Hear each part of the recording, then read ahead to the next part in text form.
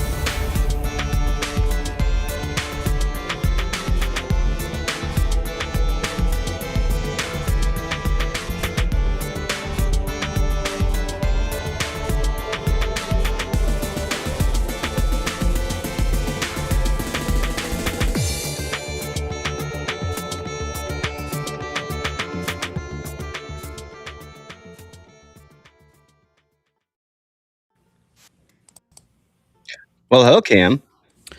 Good evening, Death Angel Shadow. How are you this fine Sunday? Not too bad, not too bad. I had to work late on Saturday, so I didn't get to do my game that I was looking forward to on Saturday. Ah, poor guy. I felt really bad too. I'm like, I just finished working. It's like 7 in the morning. I'm like, there's no way I'm gonna make it there. And it was for 1 in the afternoon, but I just would have not had enough sleep. So. Well, so we're gonna have a super calm, chill show tonight, right? Nothing. Absolutely, yeah. I mean, totally, just like no problems, man. I guess we should go ahead and bring him on. If there's anything else to not talk about, stand by. Double D is in the wings. And there he is in the flesh. How you doing, guys? Welcome. Doing good. Good to be on. So, Cam, you like to ask a question of all of our guests. Oh, okay. So we're going to jump right into it. Well, why don't we first start it? If you would, go ahead and just kind of pimp your channel and everything, so everyone knows where you're coming from. Well, thank you very much for the opportunity. I'm Scott, aka Double D, from Diversity and Dragons. You can find, if you just search YouTube Diversity and Dragons, you'll find that channel. I've been at this for, coming up on, I think it's 4 years now this July. It's crazy how the time flies. So yeah, like I said, I try to pump out at least a couple of canned videos every month. We do the spine of the channel, I guess, is the Wednesday night live stream that people seem to like, with me and a couple of my buddies, where we talk about gaming stuff, also talk about some other things too, cultural world stuff. And recently we've been going over to Rumble to avoid the copyright demons and just watching some pretty cool old movies. That seems to be working out real good for us. So living the life. I saw on your channel you had I didn't get to watch it yet, but a video on Excalibur from. He did. Oh man, that was great video. Yeah, I hope you get a chance to watch that. I was very proud of that video. Excalibur is a very personal movie to me. I love the movie. I think every man should watch that movie, even though I saw it many times as a boy. If you haven't watched it in a while, I think as a man, maybe getting up there a little bit, it kind of hits home. It's a fantastic movie. John Boorman at his best. I agree. As it happens, there's another show I do right after this one on this channel called Sci-Fi Snob, and it's mostly sci-fi, but we happened to do a movie night of Excalibur a couple months ago. So nice. We did that. So yeah, excellent movie for sure. Yeah, absolutely. One of my favorites. Now, all right. Oh, go ahead, Joe. I was going to say, speaking of movies, I went ahead and I found Walmart had Deathstalker 2025. I could only get it on DVD, could not get it on Blu-ray, which kind of bums me out. But Yeah, that's surprising, and especially nowadays. Right? But What do you have you watched it? I have not watched it. Still shrink wrap. I'm hoping maybe they'll get the Blu-ray and I can go do exchange it. Pretty good watch. Yeah, you know, it's a pretty good watch. It gives me a lot of hope that maybe not everything out there kind of has silly, current day bullshit in it. Yeah, kind of a pretty much a straightforward fantasy tale. So I liked it a lot. How did it compare? Do you think to the original? I mean, that's hard. It's hard because the distance is so the gulf between them is so 40 vast. years, right? Yeah, and it's not. It's just culturally, and like the world, the original Deathstalker just existed in an entirely different world. And then I think it should be judged, kind of on those merits, and I think the new one should be judged on its own merits. As far as both go, I mean, let's face it, we're not dealing with high cinema here. It's definitely boilerplate. Kind of TNA fantasy. Right. The original was, I should the original, say. Yeah. I'll have to say that was the only thing I didn't like about the modern one is they didn't put much of that in there at all. I don't think any. And I always think that a good sword and sorcery movie should have a little bit of that kind of titillation, just as kind of an homage to its roots. Yeah. So if you're putting a gun to my head, of course I'm going to choose the original, but I think you could like both. Yeah. All right, Cam, take it. All right. Well, sorry. One other thing. So you recently returned from a, let's say, vacation from Twitter. Is that right? I did. I've been there. I've been there. Well, I was there many times too for, like little bands and stuff like that. And then all of a sudden I woke up. I told the Ayatollah of Iran that pretty soon he was going to be wearing an American bomb. That was in early January. And, they said that was violent speech. I just told him I was a soothsayer. That's right. Today it's just reality, I guess. Surprise. Okay. Well, all right. But I'm back. Yes, I appealed it about honestly probably about 12 times, and I guess the 12th time was the charm. So yeah. Well, good. I got booted for saying the phrase "a hill to die on." Was booted for violent speech for about a year and a half before Elon took over. So. That was literally, I mean, the most common, very common phrase, right? So, yeah, it's just algorithmic. Did you get reported? I mean, was it just a reporting by some lunatic? I think it was automatic, actually. I think it was just in, the way it was in the Twitter. Yeah, that's true. It could have been automatic back then. Because it happened very quickly. It was like as soon as I posted, it was like, oh, boom, bam. It is surprising, even though it's a lot better. And my God, I'm so thankful he bought it. But there are times when I'll get like little warnings or this, and I'm like, I mean, are they obviously some of the same people are still there? Obviously, right? Yeah. Man, I've gotten in trouble for saying something that, and it was like, really, I had to, it was delete it or, whatever. And it like, seriously. Yeah. I'm a little more, I'm going to be a tiny bit more careful, at least about that whole violent, stuff. I'm going to tiptoe around that. So sure. Well, I just wanted to commiserate on that point for a second. Yeah. Well, we're back, right? Right. Yeah. Good. Yeah. Haven't been on Facebook jail yet. How about you? I have friends that go in Facebook jail all the time. I'm in self-imposed exile on Facebook for all time. So yeah, I have to worry about that. My mom was legendary for getting put in Facebook jail. My mom is passed now, but for a time she was full of piss and vinegar. Yeah, good for her. She was. I was gonna say she is obviously 100% like pro-Trump and all that. So she would just go balls to the wall posting stuff, and she'd be like, "Oh, my mom in her 80s, she's like, I got put in Facebook jail." Like, they hate us. They really do, don't they? Yeah, I love you, Mom. Yep. Great. All right, let's get to the standard shot here.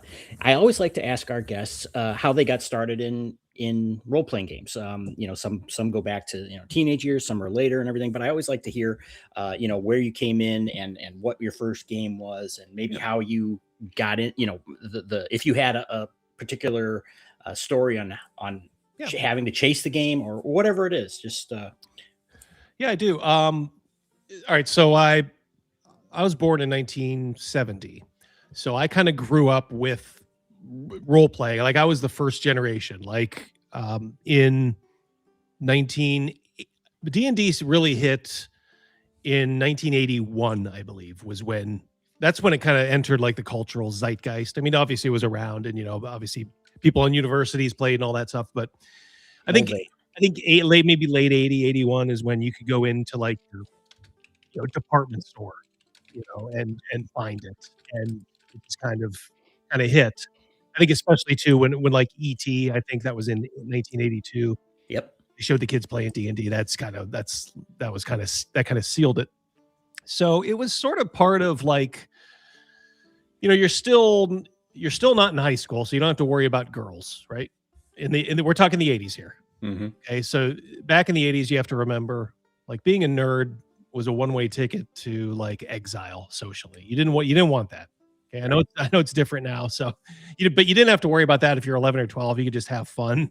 It's before high school. So, what did you do? It was part of the cultural zeitgeist. Oh, somebody got the D&D box set. Well, somebody in your class got it. Your buddy got it. Well, I'm going to get it too. Oh, this looks cool. And then you start, reading it, and obviously, you're either the kind of person that it strikes you or it doesn't. Either you're sort of that kind of person. You like role-playing games, you like kind of that fantasy stuff, maybe kind of nerdy stuff, historical stuff, or you're not. And I was. And a couple of my, buddies started to play pretty soon after I bought the original box sets. They were telling me like, "Oh no, dude, you got to get the advanced D&D." And I'm like, "What is advanced D&D?" This is advanced Dungeons and Dragons, Mark. Mm-hmm. Like, okay, and I'm, so basically I maybe ran a couple of things in the, under the original box sets, but we went right to the adult version, which was advanced D&D. So, the way it would work is just somebody would buy an adventure, one of the canned adventures. We never had any grand campaigns back then. We were kids. Hey, do you want to do the giants? Do you want to do Lolth? And sometimes you do it, and then like the DM would just flake out, and like you'd never finish it. But it was like a lot of that kind of stuff, a lot of fond memories of it. And then actually, what really, and who knows, I might have like just dropped role playing if that had been the case, because it was done through fits and starts. But curious thing, I got the FASA Star Trek role-playing game for Christmas in, I think, 83. And my one buddy, Scott, a.k.a. Gavin Morgan, who's been on the live streams a couple of times, he loves Star Trek too. We're talking the original series. So I'd be like, hey, I'm like, do you want me to just kind of run you on a, one-on-one? And he's like, yeah. And he's like, because we were at a certain point, we were having trouble then finding consistent players to like play anything through. So we were just like, let's just do something and see it through. So we would, we'd play these little episodes of like Star Trek from FASA. And then I think a year later, maybe, or, maybe even that year, we got the James Bond role-playing game from Victory Games. Well, hell, if there's any role-playing game that's meant for one-on-one play, it was Victory Games James Bond, because James Bond usually worked alone, as the main character. So that probably fed us through, the next couple years until we hit high school, probably to like 85 maybe. Now, we would still occasionally play D&D. Like, we had this one older neighborhood kid who would he'd always want to DM. So we'd be like, yeah, sure. So we go over to his house, and he'd run a couple of adventures. But really through high school, I kind of put gaming away just because I wanted to get laid. So Yeah. What? What?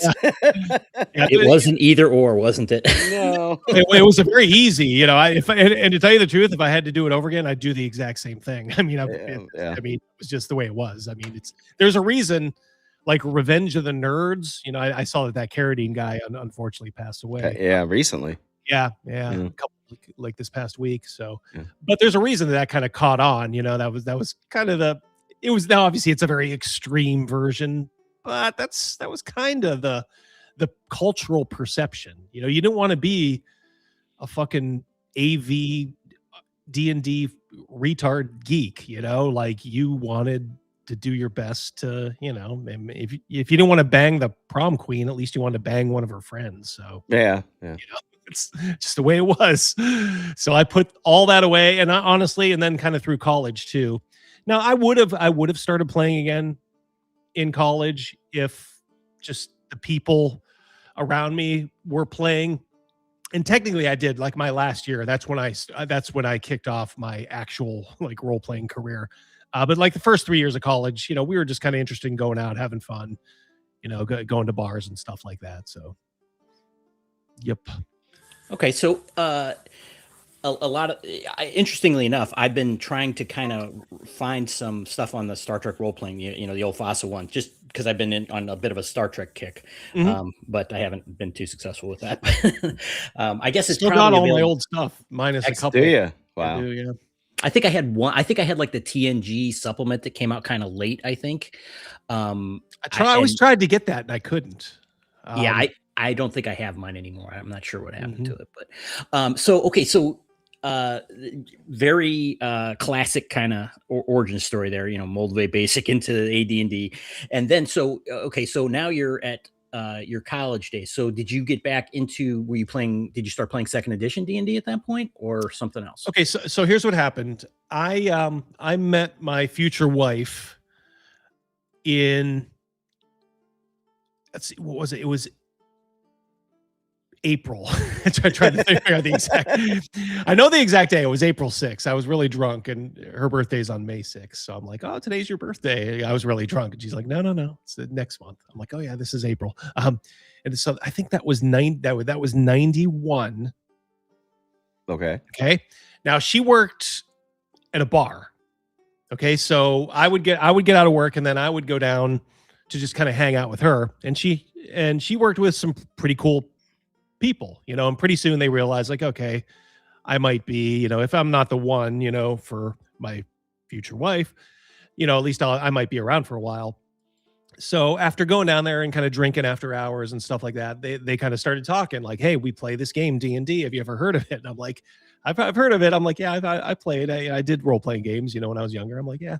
They're like, they were kind of like, "Hey, you know, we're looking for a DM." It was like a classic, you know, almost right out of Mazes and Monsters, you know. It was like, right. It's like, "Come on, we need a DM bad, you know, nobody else wants to do it." And I'm like, "All right." I'm like, at first I was a little hesitant, you know, because I was like, "Do I want to do this?" You know, but I'm like, what do you got to lose? I'm like, you got the girl.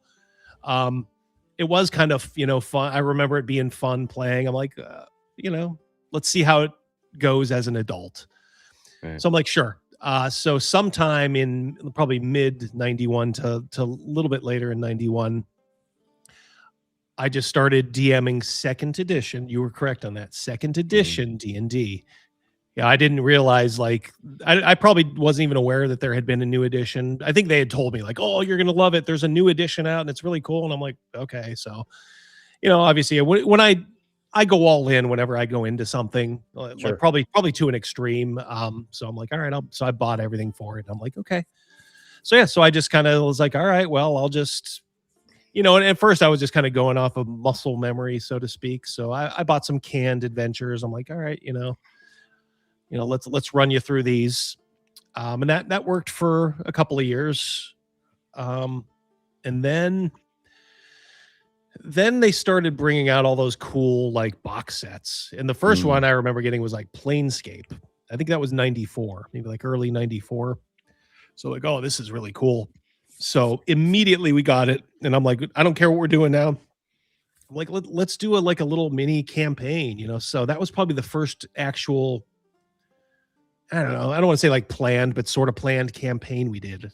Now we were playing weekly, you know, but it was kind of uneven, you know, as far as like, you know, the adventures. But that first Planescape campaign was really fun. I have fond memories of just taking out that box set, all the maps, all the cool shit you got with it. And great art in that too. Oh yeah, the Tony DiTerlizzi. It was just amazing. So yeah, I probably ran that for a good year, maybe year and I don't know if it probably wasn't a year and a half, because I think Birthright came out the following year. There we go. Yeah, that's Birthright came out in '95. I think in May. I have strong memories of it being in May. It's really weird. Do you guys know the movie Crimson Tide? Yeah. Yeah. Yep. Denzel I think and Denzel, Gene Hackman. Yeah, I have distinct memories of just it was on the TV, and maybe I even had one of those illegal descrambler tubes that you screwed on the back, and it was like a a pay-per-view movie, and I just remember watching it as I had laid all the Birthright stuff out. And I just remember like we kind of watching the movie, but like also being in trance, like, oh, this is really cool. So yeah, I think very shortly thereafter, the Planescape campaign actually was coming to a natural ending point. And I'm like, hey guys, do you want to go back to something a little bit more traditional? I'm like, this could be kind of fun, and then I guess as they say, the rest is history.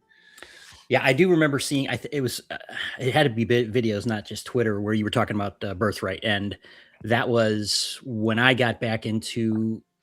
Very briefly, I played a lot of homebrew stuff, and when I got in with a group, kind of through Magic the Gathering at a store that also played D&D, and Birthright was the system or the setting we played in. I absolutely love Birthright to this day. My favorite D&D setting of all time. Good to hear. Yeah, you're a man of discriminating taste. I like that. Yeah, it's real good. It's really, hey, how you doing, my friend? Yeah, and Birthright is kind of like the redheaded stepchild for some reason. It's not been brought back. Which probably thankfully, but it was like a real kind of medieval. I don't know if I'd say dark fantasy, but it wasn't like super high fantasy either. But it was Western European fantasy. Right. And that, as we know, is a no-no. Oh, yeah, that's true. Davina's like, imagine a Spelljammer ship crashing on Dark Sun or Ravenloft. That would be, it crawled over and savaged. Yeah. Well, since this is since I'm the co-host, let me pick your brain about Birthright a little bit here, because what did you like about it? I mean, did you play it extensively, or did you've got a long campaign running in Birthright, don't you? Is it still going?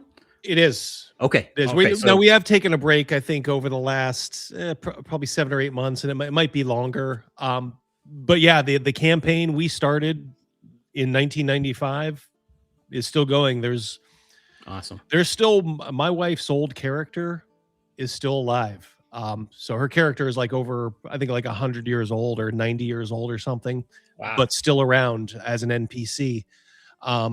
It is the same world. It has been through many generations, many different rules systems. I'm not one who's real anal about the it's got to be second edition rules. We've adapted it to every edition of D&D you can think of, and I'm just like it at this point it doesn't matter. It's the world that we've built. The world itself, the original NPCs in Birthright are pretty much long gone.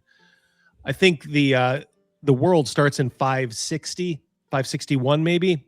Okay. And we're in the year 625. So it's been 65 years. Yeah.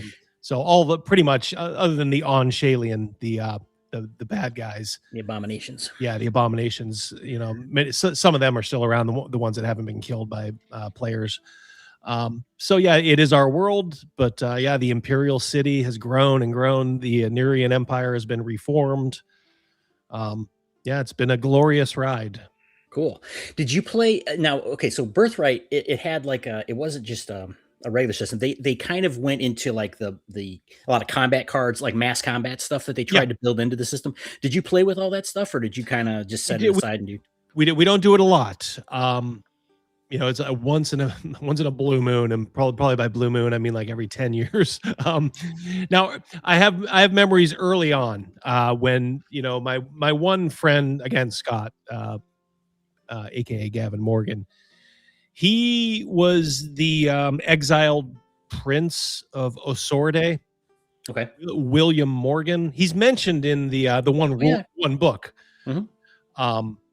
So, and his I think it was his half brothers, Gavin and Galen, were imprisoned by this guy, Jason Rainick, I think was his name. Maybe he was the bad guy. That was the initial arc, was that guy was just kind of set up to be the bad guy, and he was there if they wanted to take him out, and they did. Did you guys start out in Rosone by chance? No, but Marla Rosone ended Right. up being a key character. She was one of the rulers, essentially like one of the governors once the empire was reborn. Mm-hmm. She was the ruler of the central empire, the central part of the empire. Okay. Ruling in the emperor's name. So Jeff, I'm not sure that you're very familiar with this setting at all, but there was all this like this Regency stuff where it's like you were royal bloodlines and well, you had the blood. The whole blood thing was like this magical ability thing that some people had and some people didn't, and then they were like kind of like Excalibur, the king in the land are one kind of idea, where they have this tie where they have like this right of rulership, right? And so they had a lot of this kind of political stuff where you would control these different assets and things in the game, and you could have control magical assets or political assets and all these different things. So it was really kind of a different than a lot of other campaigns. And I'm sorry, I'm turning this into the Birthright show. But no, that's I was a Forgotten Realms guy, so Oh, I'm sorry. Yes. Yeah. I'm on record for hating the Forgotten Realms. Not a Greenwood fan, huh? I got nothing against Ed Greenwood or anything, or people that like it. It's just, to me, it always felt like someone else's campaign. You know what I'm saying? Yeah. Whereas Birthright, I think, allowed the players to integrate into the campaign much better, even though there are a ton of NPCs like you're mentioning, Marla Rosone and all these, many characters that are built into it. Yeah. The way they set them up, they weren't set up to be like, okay, and this guy's got to be around, and like always make sure, like Elminster, and like, right. Let's up. It's like, no, these guys are here. What you do with them now is up to you. And we had an epic first campaign. Like they had to like make like Darian Avon eventually became like the main villain, so they had to like try to ally with Eric Borroween, and those were like the two competitors for the Iron Throne, right? To kind of reclaim the empire. But it was actually one of my other players. He was just a humble priest, a village priest, but he had the blood of Roll in him, and they discovered that along the way. So I think I kind of did a little blind with my one friend, because I thought maybe he thought like he was destined for huge things, but he was only destined to rule Asorde, and eventually rule the eastern part of the empire in the emperor's name, of course, because he was his friend. They adventured together. And he helped him gain his throne. But there came a time when he found out that no, the actual chosen one was one of the other characters. Fun. Very cool. Very cool. Okay, Jeff, I've no, man, I'm my personal enjoying favorite. The hell out of this, because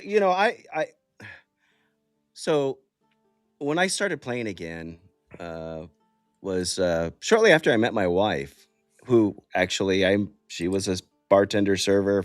She was my bartender server. I married my bartender. Nothing wrong with that. And she games. She games too. She loves gaming. So does mine. Yeah, which is good. So she's like, I'm like, yeah. So I'm gonna go up to CNYCon, and she's like, oh, if we're going to New York, I'm going too. I'm like, all right. So Excellent. She'll be up there with me. Well, good. She'll be able to meet Mrs. D. Yeah. They'll probably hit it off. And Rachel, Tank Eric's wife, she's a sweetheart too. She wants to be her too. Yeah, I met her too. They're both great people. Yeah, they're both fantastic. Everybody in our sphere really, has been pretty good. And that's what I notice. Like not a lot of in-person drama or anything. Yeah. Well, imagine when people focus on fun things like games, there isn't a problem. I know. I mean, we're not going to talk about platonic solids or anything. No. No. Oh man, certainly not. Oh Lord. Certainly not. But yeah, I know I cut my DMing teeth in about 2002 or so. That was the first time. I mean, I've been playing. I got introduced to tabletop in '85, so Mhm. we would play off and on, and then in the early '90s, I wanted to play either D&D or Cyberpunk, and all my friends then were into Shadowrun. Did you ever play Shadowrun or any of I those never other did. systems? Rogan did. I think that was kind of his doorway into role playing. Hmm. But I never. No, since like I think he ran like maybe a couple of one offs in it. It's okay. It's not quite my bag. Um, but I do understand how it kind of appeals to people. That sort of kind of cyberpunky. With magic. Yeah, Mag- dragons running corporations, right? yeah, yeah, it kind of Something like fits. that. I mean, the way they. I'm a little more literal minded. I don't know. I Yeah, just call that a weakness or not. I get it. I don't like to mix. You mix yourself. Well, and that was my thought before when I'm like, oh man, I really don't want to mix fantasy and sci-fi. And then now, of course, everybody's like, well, that's just Gonzo, and I'm like, okay, because Yeah, and like I said, Gonzo is probably good in small doses. Not yeah, not and if it's then look if it's like fantasy sci-fi like Thundar or something, I'm all about it. That's Oh, pretty yeah. cool. yeah, But just I don't know, just like or Hyperborea. yeah, modern day stuff. With fantasy. That's all like Beastmaster Yeah, 2 was it yeah. through the portal of time? I don't know. I just kind of was like, yeah. Ha- Now, wasn't Blackmore a post-apocalyptic world? Was that? Am I remembering that correctly? I think it was. It's supposed to be. Yeah, Okay. I think it's supposed to be. I don't know. I've got the Taunus board Yeah, I somewhere do over too. there I on the got it. shelf. I got it over here. Yeah, I went in. So I held off on getting anything because I went in on the Portal to Adventure. I don't know if you saw that or not. Or Is that the um, Arduino? yeah, the Arduino. It's got Yep. I got a bunch of. I got the little brown box set. I got a bunch of the books too. I just haven't been able to kind of go through them yet. yeah, and I've got the maps and stuff like that. And of course, that's Dave Hargrave, but he's Yeah. kind of the forgotten. Especially if you talk to Dave and George, he's kind of the forgotten one. Everybody knows Mhm. Guy Gax. Most people know Arneson, but a few people know Dave Hargrave, and he was kind of the West Coast contingent of the originals. Right. Yeah, I met those guys at CNYCon. Yeah, Uh, yeah, Dave and George, right? yeah, yeah, Yeah. Yeah, they were nice guys too. They were super. yeah. I've got to get him back on again now that they're finally have fulfilled all their Kickstarter stuff. So that was Mhm. an endeavor. Matthew, I don't know if you've met Matthew Tapp or not. I think he might be going up there. Yeah, I have not. Other than I think maybe on Twitter. Okay. Maybe on Okay. Twitter. He gives me hope for the younger generation because he's only in his 20s. I forget, he might be 26 or something like that. But he has got that old soul OSR Yeah. core, and we need that. We need that. Oh yeah. And Yeah. We gotta. We don't want this to die with us. That's kind of why I'm. People who are just hardcore are like, no, OSR's got to be like, D&D 1E or basic set, and that's it, nothing else. And I'm like, rules is written, and yeah, it's like we got to be a little bit more strategic here. Like, do yeah. you want everything to die with you, or do we pass on 80% of our genes? Yeah. Let's talk about that a little bit. Again, you're maybe about your channel and what your kind of governing philosophy is, and like what you just talked about. Where you see gaming going, where do you like to see it go? What's the problems with it? I mean, your channel talks a lot about well, let's say not controversial subjects, but you're talking about problems that you see, right? Right. He's calling them out, right? Well, I mean, the problem is hardcore leftists have invaded gaming, like they tried to do to comics, like they've done with Hollywood, like they do with Star Wars. every Star Wars, every advertisement you see, has like an interracial couple, or it's like if you watched like television now, you'd think America was like 60% black, 10% white. It's and people are Yeah. like, oh, why are you so hung up on that?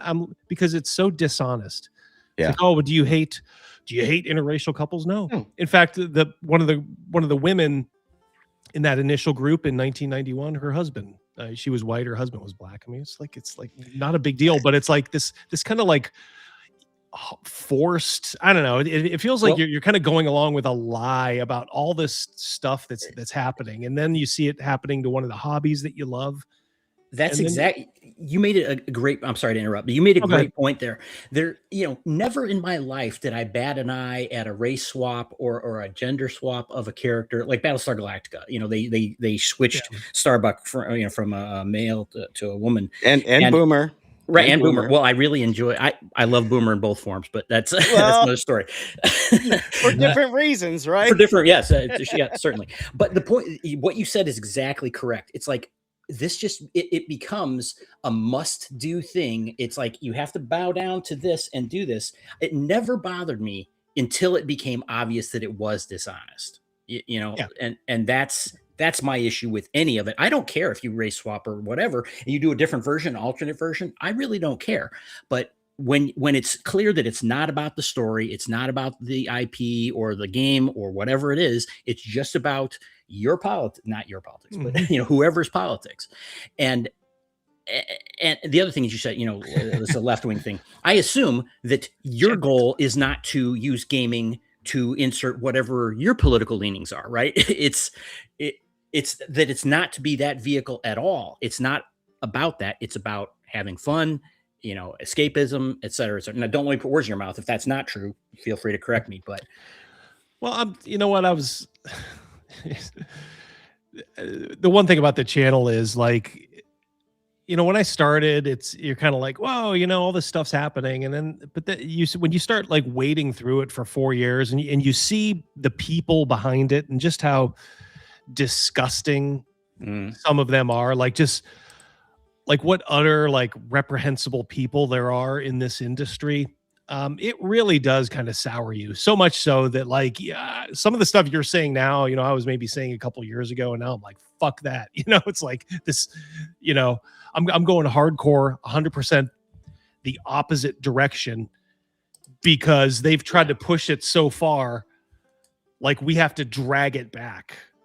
So that's sort of how I feel. And I've reached a point now. I don't care what you call me. It's like, go ahead. I got a very small bullhorn. I'll use it. But it's also like, oh, you must just hate everything. It's like, no, I don't. Like a lot of people, OSR people hate Shadow Dark. I like Shadow Dark. I've met Kelsey in person. She's fine. She's a sweet young lady.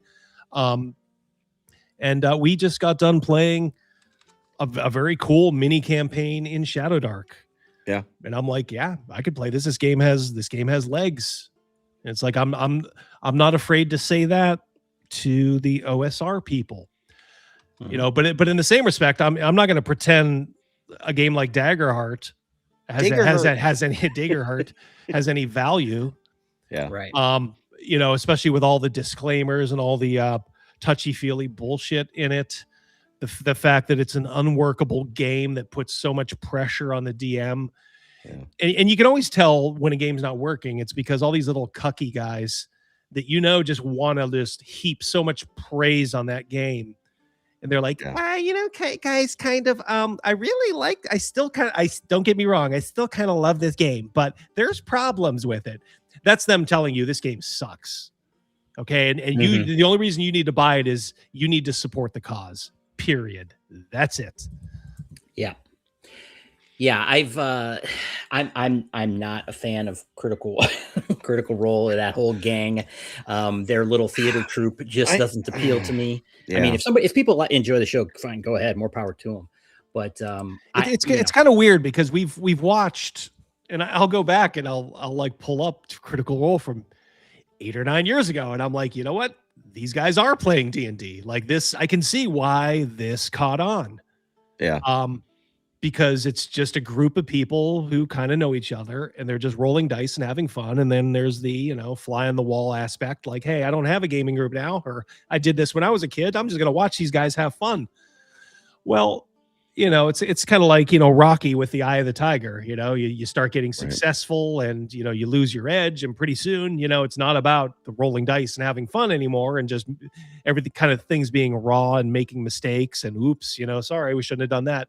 Now it's just all about a polished professional product that's made for an audience, but made for an audience in a horrible way. And that the way that they're playing is catering to what they think the audience wants.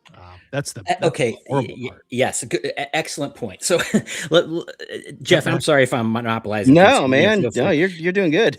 So, okay. A lot of this is surrounding fifth edition. It's not exclusive to fifth edition, but fifth edition was huge, right? I mean, because of COVID and everything else, it was a convergence of different factors that pushed something up to the stratosphere. Yeah, and okay, so I don't know if I could say when this exactly happened, but I think it was after fifth edition. Fifth edition came out in 2014, as I recall. Right. Yes. And it didn't appeal. It didn't appeal to me. I wasn't doing a lot of role playing at that time. I bought the player's handbook, and I was like, I don't need this. I was heavily into third edition, and I played a little bit of fourth. I was like, I just don't need it. I didn't really think much of it. So same here. Here. But then and again, I think it's a perfectly serviceable game system. It works, right? I mean, or it did at the time. It did in 2014. Right. It didn't after Tasha's. Right. Yeah. But so some point after 2014, this group of weirdos, overtook everything, and again, Critical Role, Stranger Things, whatever it was, it became this weird social phenomena where everybody seemed to have this desire to be like, yes, I'm a role player, even though they, half of them probably never actually rolled a die, beyond character creation. And like you said, it's been across a lot of different things. I guess I'm a long way to get around to the question. What do you see as being kind of the tipping point for all that made you say, hey, I'm going to say something about this. This is not good. What was your breaking point? Yeah. When right. you're like, I got to say something. We've been quiet too long. Right. Yeah. I mean, that's kind of where, some of the people that were saying things early on, excuse me, probably did a service. And that's kind of why I'll never back down from saying stuff, because there's always new people who were like me, up until a couple years back. I kind of had my head in the, I guess not willingly in the sand. Look, I've always been, no apologies, like right wing. We did adopt fifth edition in 2017. Right. Now somebody ran a game of it at a convention. I'm like, hey, you know what? This advantage, disadvantage. It's kind of a little cool little mechanic. Right. So I'm like, all right, we'll give it a try, because I think we were playing Pathfinder 1E at that time, and I'm like, all right, let's finally get out of third edition D&D and let's try this. We'll see if it works, and it did.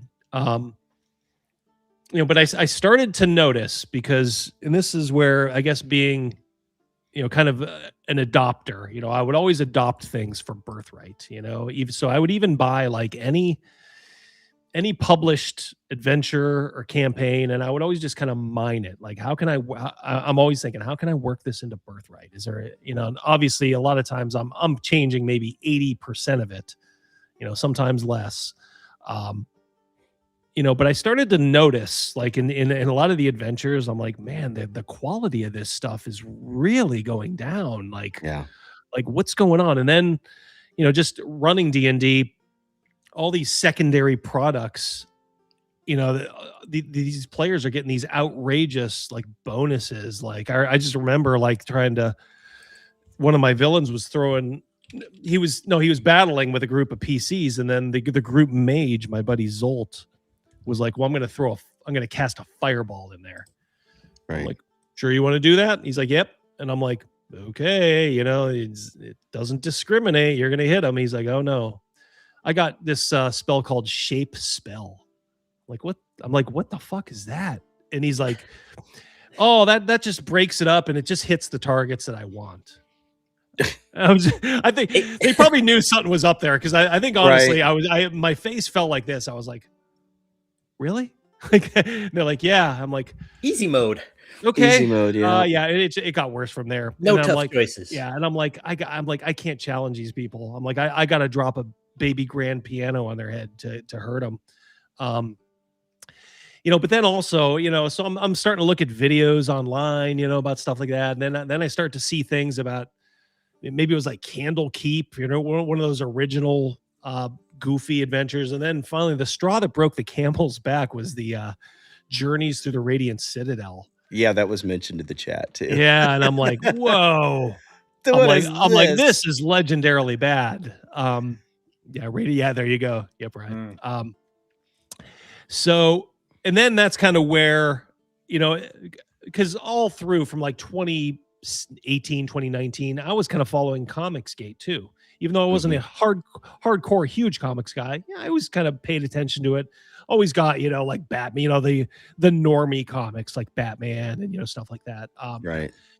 And I kind of saw what was going on there. And I'm like, wait a minute. I'm like, this same shit that Comicsgate is talking about, I'm like, that's the same shit that's starting here. I'm like, I kind of put two and two together. I'm like, fuck. And then I'm like, just after just years of just listening to like Ethan Van Sciver, all the live streams and all that and how much fun they had. I would always just do modeling, like doing a 40K army or a bolt action army. And I'm listening to them and just kind of chuckling along. And I don't know. I was just kind of like, you know what? I think I could do this. I'm going to try it.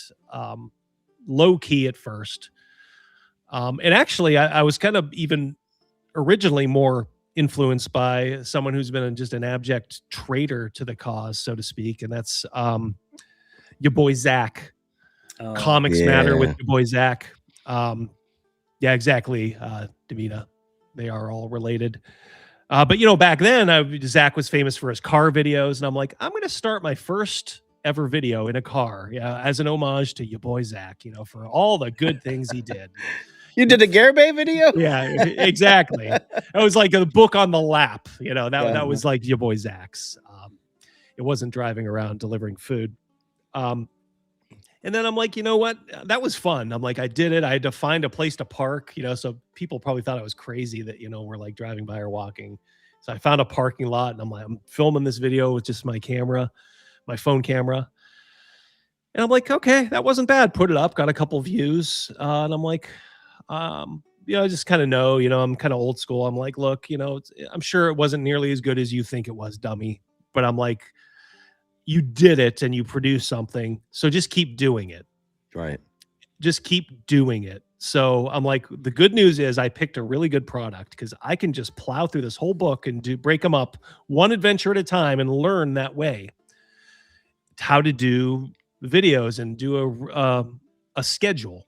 Yeah. And that's what I did. I would kind of briefly scrub the adventure. Sometimes I'd read it all the way through. Sometimes I just scrub it. Some of those you didn't need to read all the way through. You knew how terrible it was, just by having a DM's eye, so to speak. But I really learned a lot doing that. Of course, I guess the rest is kind of history. But if you want to ask any more about my channel after that, I'll be happy to tell you. That's how I did Dabbleverse. You must have watched Friday Night Tights. Edgelord, yeah, I did watch quite a bit of Friday Night Tights up until, honestly, a lot of those things that I used to enjoy. There's too many people. Well, I think, in some respects, yeah. But honestly, once I started to do my channel and it started to kind of get a little bit of a hook and hold, after that, I didn't have time because I still have a 9-to-5 job. I still have a gaming group. I got friends, all that stuff. And I guess the one thing that kind of had to go was just kind of chilling and watching live streams, 3 or 4 nights out of the week. I mean, I'm kind of the same way with, I love Nerdrotic, Geeks and Gamers, but I haven't seen a Geeks and Gamers stream in forever. I don't, I can't, and it's like, in fact, I've seen one of Jeremy's streams. It was the other night when, oh crap, we started taking care of that problem in Iran. He went live on his D-Day Cobra show, which, So He and puts a that lot of Jeremy puts a lot of work he into does. his channel. He's a go-getter. Yeah. And now I never watched his stuff really. I always respected him. Yeah. I didn't care for him as a personality. But that's not to say I didn't like him. I because I respect the hell out of anybody that can Yeah. hustle like he does. And boy, he is. I mean, he's the they've been on model. with Benny Johnson and stuff like that. Yeah. All those guys that hustle like that. I don't have any jealousy for. I'm like that is so freaking cool. Mad And respect. to me, it's just like, if you just kind of keep working, keep in mind though that they have a price to pay for that. That is their full-time job. They're kind of, I don't want to say like a slave to the algorithm, but they kind of have to stay in channels. Now, Geeks and Gamers kind of has it figured out. They have so many sub channels, and they do pretty well. That's sort of the way to do it, I think. But they have like sports wars and stuff like that. Yeah. But sometimes, YouTube, and it's just the way YouTube's set up. You start getting an audience, YouTube is going to try to get you to keep that audience that they've gotten for you. Yep. So if you start talking about other things, they're not going to reward you for that. So you're kind of pigeonholed a little bit. So, and if you're good with that, that's fine.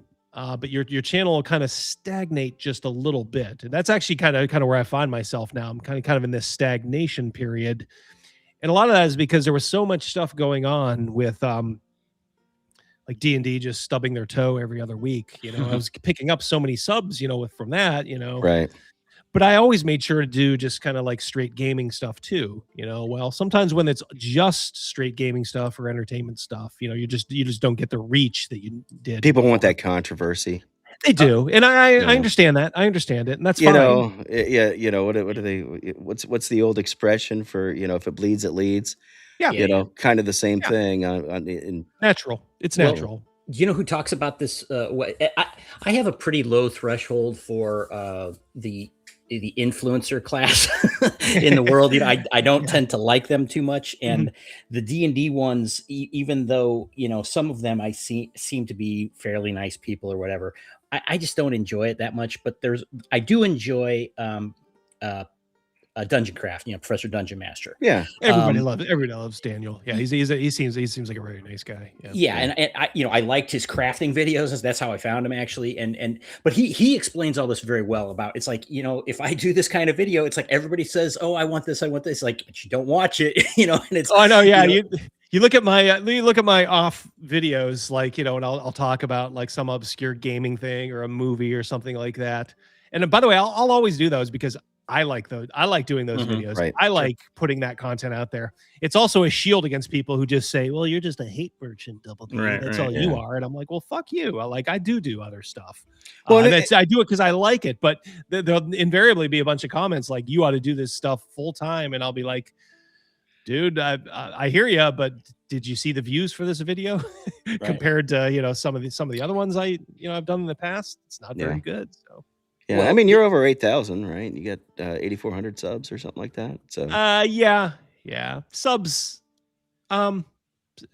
is kind of it's a benchmark, but it's not a very important one. Views is more views and interaction. I go more on just kind of like, are we holding like the live stream audience? To me, that's like the number one for us. And then like views per like canned video that I put out, just basically audience interaction. How interested are they about you? Because eventually that's our society's fragmenting, unfortunately, so much into just everybody's just in their own little part. Speaking of views and likes, thanks, Chris. There you go.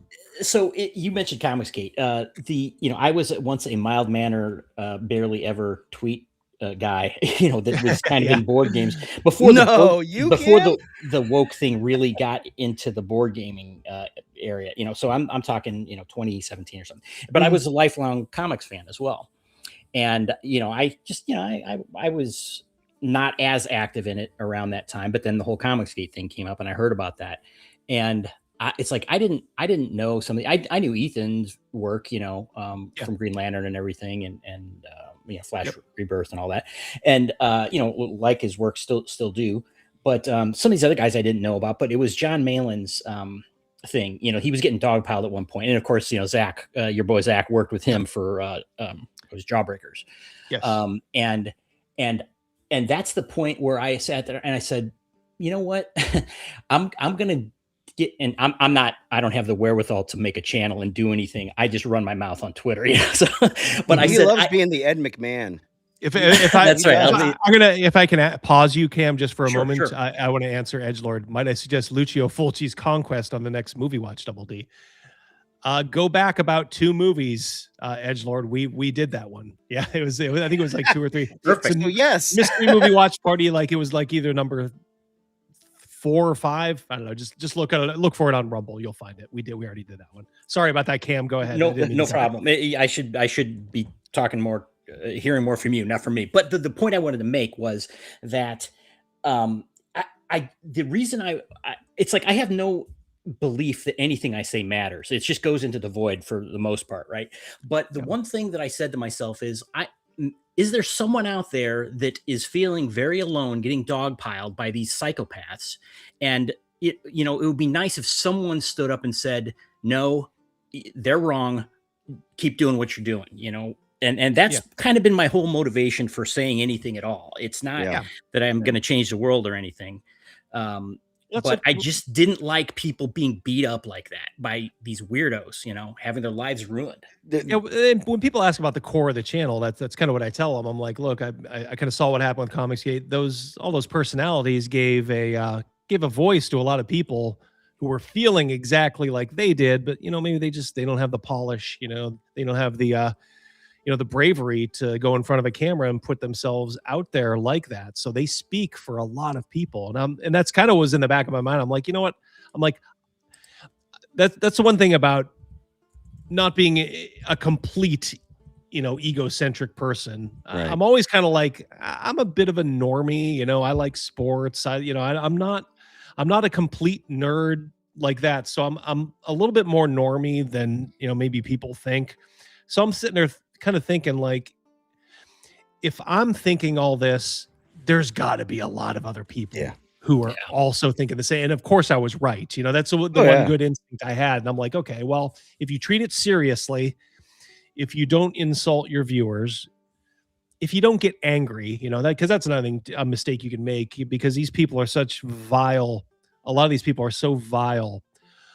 You may get angry at them, but you got to resist that urge, because anger never, that's what they want. Yeah.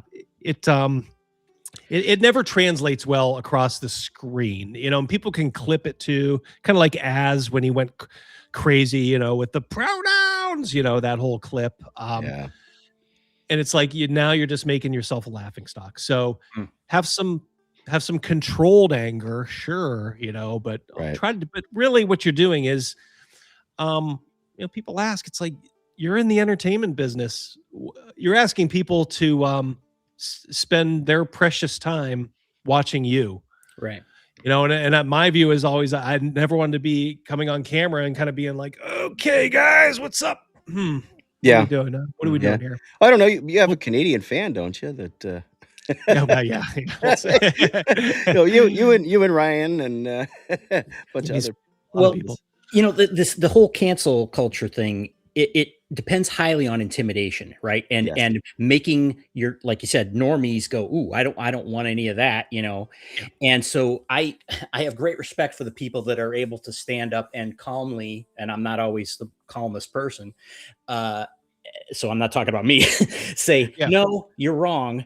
And I'm going to say so, go ahead, have your go at me. I don't care. It's a great feeling to say, hey, you know what, guys? Fuck you. Yeah. But Ginny D, cutie patootie. Fuck you. I've seen your tweets about what you think about Republicans. I'm a Republican. Yeah. I know it's not a perfect party, but that's beside the point here. I've seen what you said about white people. So you know what, Ginny D, fuck off. Yeah. Matt Colville, smart guy, done some okay stuff, done some good stuff even, but I've seen some of the shit that you say. Fuck you, fat pig. Yeah, these people are have no compunction about attacking innocent people that have done nothing wrong. Right. It's just like, oh, you're not complying with my demand. Well, suddenly you're hateful. It's just like, oh, you just hang that label on me. It's like, no, you're the one. That's not how things work. And the thing is, that's why they kind of at first didn't know how to handle, someone like was just fighting back, for standing up for what's right. And I should always say I'm not the first one. Like RPG Pundit.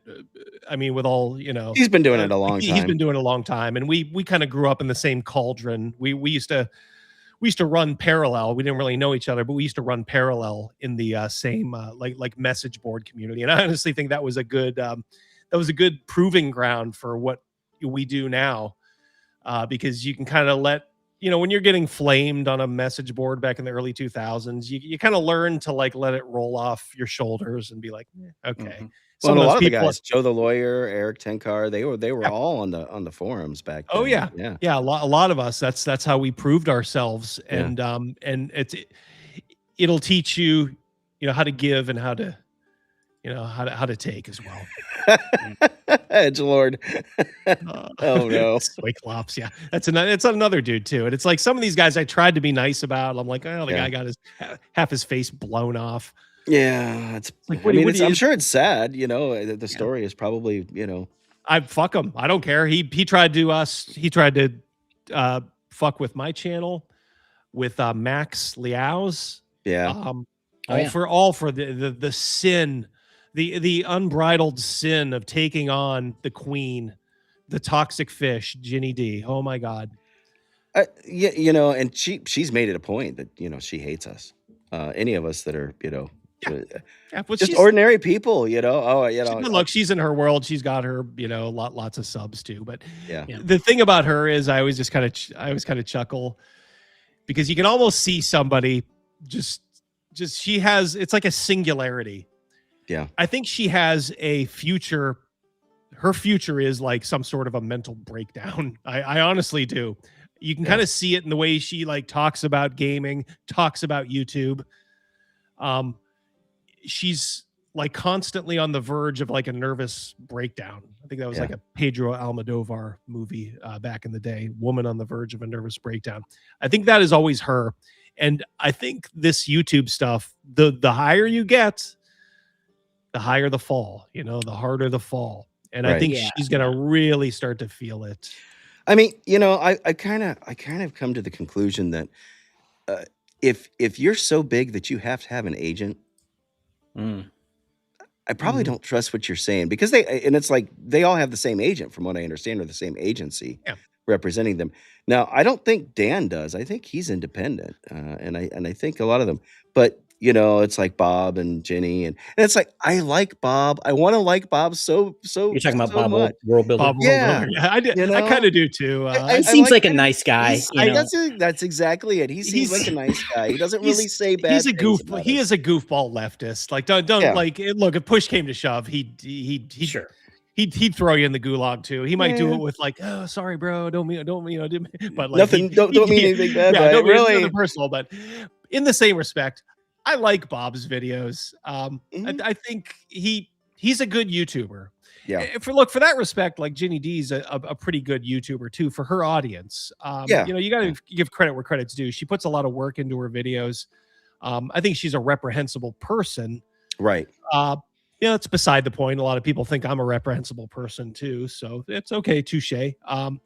So I don't begrudge her, anything in that regard. And it's like, good. I wish you all the success in the world. And I think for her, that's also a curse because I think she's one of these perfectionist people. Yeah. And the thing is, she doesn't have the gaming background, I think, to deal with this. Well, I think she's pretty upfront about, I started gaming here. But it's going to start catching up to you. Only have so much stuff to draw on, to go back to. It's like she's becoming like, I think, a little self-referential, just kind of like D&D is in and of itself, kind of like fantasy is in and of itself. Well, that's an interesting point you bring up because, again, a lot of these, she's a kid compared to me, and I mean, there's a little bit of that angry old man kind of thing. It's like, oh, these kids got, but it's like, what does she have to tell me about gaming? Nothing. You know, it's like, Mhm. you know, I respect people having their opinion and everything, but it's like, I Well, don't need tips from you about gaming. You yeah, know what I but mean? she would probably tell you, "Well, you're not my audience. I'm going after Fine, new fine. people coming in," and fair enough. Um, in the same respect, I just I think you're a little bit of a fraud giving advice, Yeah. like an expert. Now she kind of She's a little came in hypocritical too, a little bit. Now if she said, especially. like, guys, I really haven't been doing this long. Here's what Yeah, works for me, you know. yeah, She's always, but the way she has to present it, you know, and it'll make the video work, but it also rings false. Is she has comes from this position of authority, and it's like, bitch, you ain't done a quarter. Yeah, a quarter, right. man. You ain't done like a tenth of the gaming.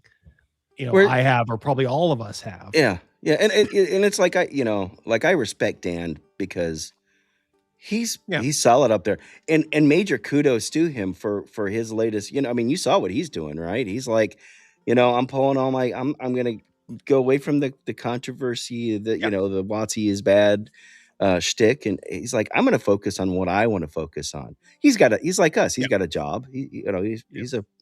I think he teaches in a high school or something like that. I think he Uh, wants to pivot his audience, you know, and yeah, you can do that on YouTube. It's going to take time, and I think he understands that. There's going to be, some of his stuff is going to have less views. And he even said so. I know the video you're talking about. Like, yeah. look, some of my stuff's just not going to have views, but he's like, hey, I don't care, and I applaud him. I'm sure he thought about it too, long and hard. He's like, well, but The issue, there's a catch-22 on both. If you live by the controversy sword, when there's no controversy, you're probably going to die by it. Hmm. And in Yeah. the same respect, if you're just given like gaming advice or anything like that, there's a lot of that out there. yeah, Like the market is swamped, so to speak, and your audience probably feels like they already know what they're doing. So, Yeah. and I discovered this too, whenever I would give like bog standard, boilerplate DM advice, it didn't go too well. Now the things that did go well are like these little weird, sometimes house rules that we do at our table that they can adapt. They're like, Yeah. okay, cool. So that kind of got me thinking, like, okay, well, we always got that. So if I do anything like that, then I'm good to go. But it's like I said, it's this balancing act. So I just kind of fall back, kind of like Daniel, doing the stuff I want to do, but I will always be there if Watsy stubs their toe, or if I need to call out somebody for being a true Yeah. lunatic or something like that. I think we need to call balls and strikes. There's got to be some of us out there that are doing that. I know Agile. He's like, he tries to call out the positive things, and I'm kind of there too. I like promoting these indie creators that are coming up with new stuff that don't hate me. You know what I mean? That's the important thing. That's a pretty low bar. Yeah. Just don't hate me. condemn me for existing differently from you. How about that? Right. See, I don't mind being called a crank or something like that. Just don't ever call me a grifter, because one of my great disappointments in life is that I wasn't old enough to vote for Ronald Reagan. Back in the neither, yeah. 80s. Like I have been so right of center my whole life, and it's guided everything I've done. I have a pretty good job. My finances are locked up. We are debt free. I've got a pretty cooking, 401k. Yeah. So I believe in all the shit that I say. So if I tell you somebody's a fucking, dummy, I'm sorry, I'm swearing a lot. I don't know if that's good for you. Sorry, Jason. But if I say, somebody is, being a disingenuous leftist, probably not that language, I mean it. I dislike you. I'm kind of like Andrew Wilson in that regard. If you've ever watched any of his debates, he doesn't like the people that he's debating, and he might be civil to them, insofar as the debate goes, but make no mistake, he hates leftists, and I hate leftists too. I hate leftism. I hate everything about it. Okay, and if I get even the whiff of communism or socialism or any of that bullshit on you, just know we probably ain't going to be getting along. Right.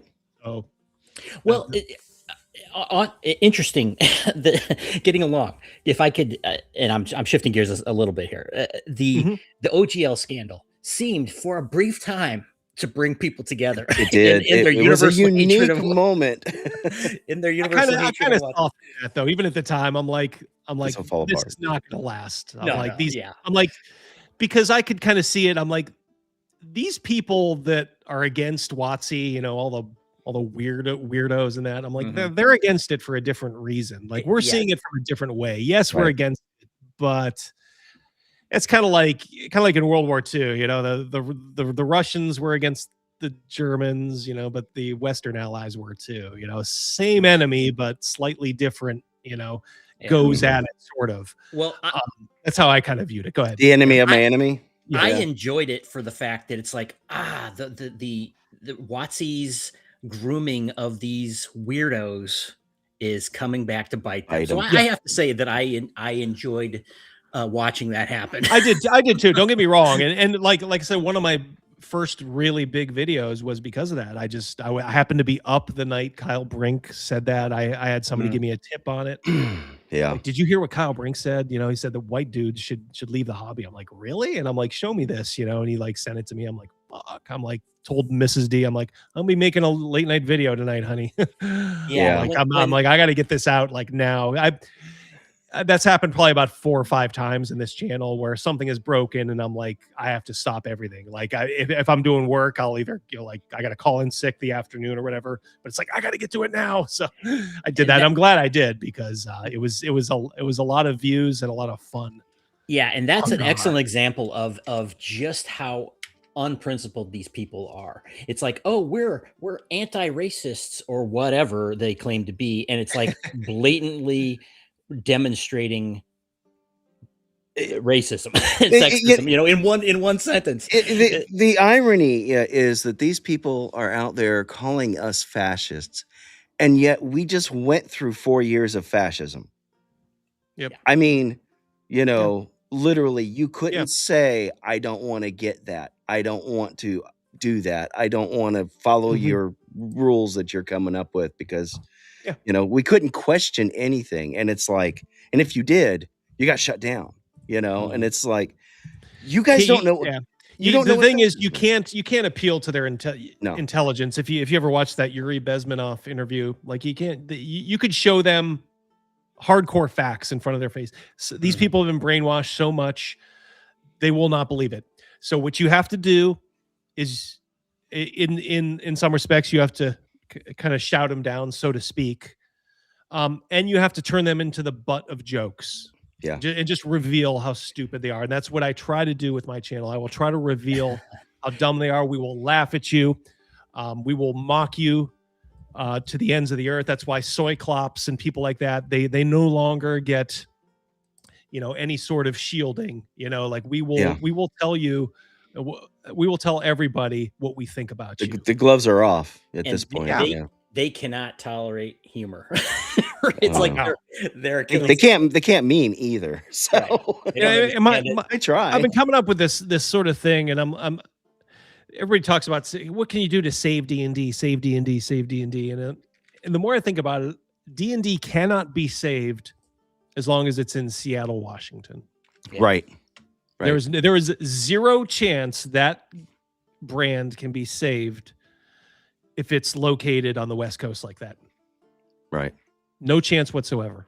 It's got to be sold to somebody else and then moved back to the Midwest, where it started. That's where, right. Where normal people or the South, you know, the South would be just as good, but it can't go into the Northeast and it can't go to the West Coast. It's got to be in normal America where people are just freaking normal. That's right. I'm tired of these West Coasters co-opting my culture. Yeah, it is a bunch of lunatics out there, like fire-breathing lunatics, and you expect, because here's the thing. What you're asking is, there probably are normal people. I know there are normal people at Wizards of the Coast. I was in contact with one of them. But they can't be open about it at all. Like it was almost probably kind of like being gay back in the day. Like that's how closely guarded a secret it was. Closeted conservatives. Oh, absolutely. And it's not even a joke. Like we used to joke, like, oh, I'm a closeted conservative. Like, no, you don't understand. Like, they will key my car. No, you don't understand. They will slash my tires. You don't understand. They will make my life a living hell. Well, look at somebody just want to make this final point. Like Greg Gillespie, I've talked to him up in Canada. And he's told me time and time again, he works at a university up there. Now he's tenured, so he can, he's got a job as long as he wants to stay there. But he's told me before, he's like, oh, these people, they hate me. He's like, they try to make my life a living hell. Just imagine going to work every day and all you want to do is just do your job, but who knows, maybe if you're in a normal job, you kind of laugh a little or, you joke around with your compatriot. Like, no, none of that. They're such committed leftists, in the university system there. And of course, Wizards of the Coast on the West Coast. Yeah. You can't do any of that stuff unless you are fake around them. I honestly went through that. I've been there. I worked for Universal Studios in Orlando, and everything was this such and such is Universal and all this DEI stuff. This is before DEI. They called it DEI. Well, oh, really? And this is What's the original sin that we spent our lives hearing from? It's like, oh, the Hollywood blacklists and how it was the worst possible thing that could ever happen to someone. Except it was true. Hypocrisy. Well, that's true. But the point is, they have adopted and escalated far beyond what that ever was. They are, and they're proud of it. Those people on the blacklist were committed communists who were dedicated to overthrowing the U.S. Like that's how devious those people are. They managed to take something that was fact and turn it into a positive, for their side. Right. Like, oh, geez, these poor people who got put upon and they're on these lists, and it's like, no, they're commies. Right. But that victim narrative is but I see what you're saying too. It's like, they use that, and then they have the outright gall to use the exact same tactics that they claim was just terrible. Right. It's okay when we do it. Yes. Yeah, of course. Yeah. Because we're right. Because you see, I want, so therefore it's okay. Oh God. Don't get me started about some of that stuff. Yeah. But man, Seattle is just it's a cesspool. Yeah. Yep. Absolutely. Yeah. And it doesn't matter whether it's Paizo or it's WotC or they swap employees like See, that's the some thing. of these people swap partners. Getting back to the OGL thing, some of the I won't name anyone because don't need to, but some of these groups, they were very outraged at what WotC was doing, and it's like, you were the biggest supporter of them, and you're and yep. You mentioned Paizo. Let me just I'll throw that out there at least. I'm like, I don't trust you any more than I trust WotC. Oh no, like, they're the same. You're cut from the same cloth. In many ways, they're worse actually. Yeah. In many ways. They're not bound to stockholders. Yeah, the only reason I exclude them is I don't really care about them or Green Ronin or Evil Hat, all those other companies. Look, those commie shitholes. They can rot out there. That's fine. Yeah. I'm just saying, if you want to save the flagship brand, you do have to move it out. So I'm kind of it's like once I cut something off, it's like it's very hard for me to go back. D&D is one of those things for me. It's like Star Wars. It's like I'm just done with Star Wars now. It's like you are. It's like it's a very high bar to get me to go back, and it's kind of the same with D&D. It's like, and I remind myself, it's like I need exactly zero from Wizards of the Coast ever. You know what I'm saying? Would I like to see D&D bought by someone and put back in the hands of people that love games? Yes. But in the end, do I need it? No, I need nothing from them, so it's more of a nostalgia thing rather than a practical thing, I understand. I guess I would only say, like, if D&D were to do a complete course correction, like, they would shake off a lot of these Taurus, a lot of these parasites and leeches, and they would be like, oh, well, guess what? I'm never I'm never playing another role-playing game again, or I'm going over to Paizo. And it's like, Yeah. okay, that's fine.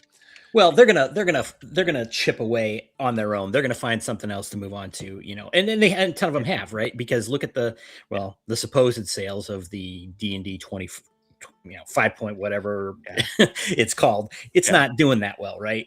So a lot of those people have already moved on. And good. Yeah, it's starting to lose. Look, when it's out of the cultural zeitgeist, it's going to cease to be a thing. You'll have attracted a new base. The base will have grown, but it's not going to be nearly as big as it was. Right. And I'm looking forward to that day, but I mean, because the making nerddom popular brought in all the swarms of locusts, basically. Yeah. Anytime you mass market something, it's going to lose its original, Yeah. When it started, when D&D became a brand. Yeah, there's a fantastic article. It's been around forever. It's legendary. It's called Geeks, Mops, and Sociopaths.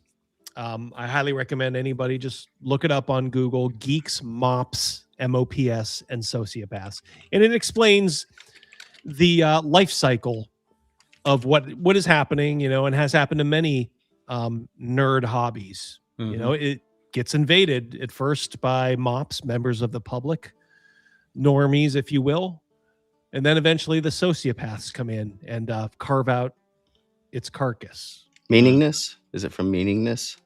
I think so. Yeah. I think that's it. Yeah, it's a nice long article, but the guy is it's so spot on. You'll recognize every bit of it. So it's a good bit of reading. Just give it a look, and you'll recognize a lot of similarities to what is going on in gaming. Yeah, I'm just kind of waiting for it to pass, and it was, I don't know, Big Bang Theory probably contributed to it. I didn't understand. My wife was like, "Oh yeah, you're like this character," and I'm like, "No, I'm like that one. What are you talking about?"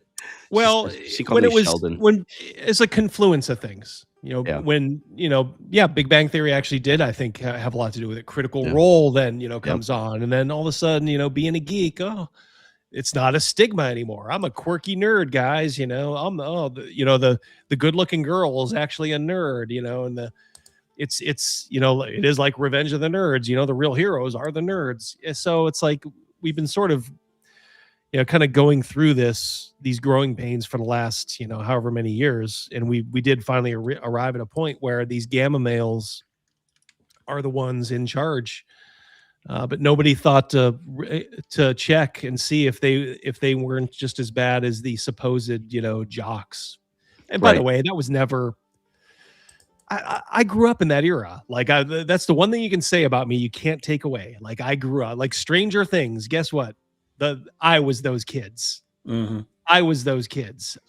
Exactly. By the way, almost exactly. So I don't know. Yeah. Bringing some Blantons and CNY. I'll have to find out what that is. Edgelord, yeah. Nice. Yeah. See, I mean, I just have my my Yingling. So black. I've got the regular stuff in the fridge too. If we back up a little bit, if you take a little bit higher view from this, isn't all of this absurd? That there's this kind of thing going on about games. I mean, can you imagine this in even 20 years ago, being saying, "Hey, this is going to be." We're going to be fighting these kinds of things over D&D. Yeah. I mean, 80,000 foot view. Yes. But after Gamergate, I think everybody realizes like, oh, okay, this is just a cultural attack. These are committed communists and Marxists, and they're just trying to influence people's thoughts and views via this popular culture that everybody's attuned to. So, in a way, yes, but in a way, like it's like I see through it, and like I said, I'll at least be one of the voices out there calling it out. So, in the grand scheme of things, I absolutely do see what you're saying. We shouldn't have to do this, which is I think what you're saying is we should not have to do this, but there's a lot of that going around. It's like I won't get into those topics, but it's like people like, oh, this it's like, oh, this law. It's like, yeah, this law should never, ever have to be passed, right? But it is. So here we are, Yeah, just a lot of weird things, man. The changes in my lifetime, and I shudder to think, what the next, couple decades are going to be like with, especially with like AI and stuff like that. Just Mm, how much society's changed. I mean, I guess, yeah, kind of to the smartphone, but the smartphone hand in hand, with social media has really changed how people think. yeah. And just You AI think is it's just influenced them? it's another. I mean, It's going to oh my word, supercharge it. It's going to be like social yeah. media contagion on steroids, But I'm also wondering, will it trigger a counter? Because I don't I know. hope I think we might get to a point where people just are not going to believe anything anymore. Like they're just so. going to be like, I'm done being online. I'm going if I'm gonna possible. I'm go. going I'm back gonna to go a touch grass. yeah. Well, yeah, and I'm going back to a dumb phone. Just all Yeah, right. I have a cell phone. I can text on it and I can call, and that's it. Like jitterbug. I'm getting a jitterbug. I'm gonna read a paper book. I'm gonna watch an old TV show. And by the way, if anybody wants to make money, like just bringing out probably like an old school sitcom or two will probably pay dividends. I think because I think there is going to be from a lot of folks just a counter revolution. Like Yeah. this world has become so tiring, and we're just so tired of being tired. I'm I wish cautiously optimistic with the Paramount Skydance ultimately winning WB. I mean, nothing's final yet, obviously, but Mhm. Top Gun 2, I went and saw it in theaters. I loved it. I did I've too. got Yeah, it on me Blu. and Crazy Mouse doesn't go to a lot of movies. Like I'll be judicious. Because he's very much a normie, and he would tell you that. And Yeah. I'm like, you want to go see Top Gun too? And he's like, yeah. Mm. And he's like, he hadn't even seen the first one, so he saw that before we went. He's like, He all right, what? oh, yeah, I same age as me, but like, yeah, yeah. he's like, So I just never so saw so I worked in a Radio Shack, right? And Mhm. in my many younger years, I worked for Radio Shack a couple of times, but The we Rat had Shack. remember the Laserdisc players? Oh yeah, the We big ones, had the big yeah, discs, right? they were the size of an LP, right? Yeah. We had a Laserdisc player on there running all day long, and you know what that movie was? Top Gun. It was Top Gun. Yep. So, Probably burned into your brain now. oh yeah, it was like, What? and I still watch it and I get goosebumps watching the original Top Oh, I Gun. love the original. I saw the original in a drive-in. And like I said, we were kind of won over. I hate to say it, by Tom Cruise just thanking Yeah. everybody for coming. He's like, "Hey guys, just want to thank you." That And stuff that means a lot to like Crazy Mouse. It did to me too. But he's like, exactly. "I like that." It meant something to me. It meant something to my wife. We were like, thank you. We Yeah, appreciate that. and that's Scientology stuff aside. Whatever you think about that, but like Mhm. that's a dude who just wants to make movies, action movies. The big thing about him doing his own stunts. And he just wants everything to just be about entertainment. And Yeah. I'm thinking like this dude isn't getting nearly the due in my mind that he should have. So I'm gonna go back and rewatch a lot of those like Mission Impossible movies and stuff like that because I got a lot of respect Yeah.